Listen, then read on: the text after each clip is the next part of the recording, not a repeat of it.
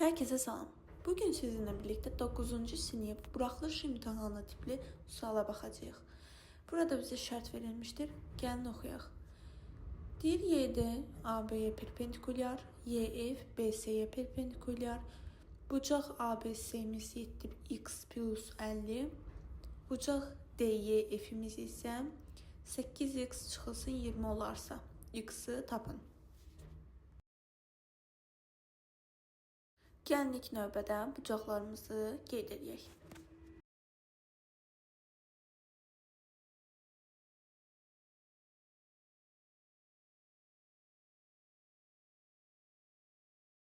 Burada bilməliyik ki, 4 bucaqlının daxili bucaqlarının cəmi 360 dərəcəyə bərabərdir. Burada da indi yekun olaraq bucaqlarımızı qeyd edirik. 90, 97x plus 50, 8x çıxılsın 20.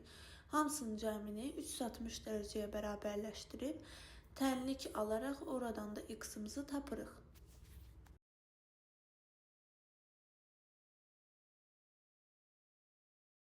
Əgər bəyəndinizsə, like atmağı, abunə olmağı unutmayın.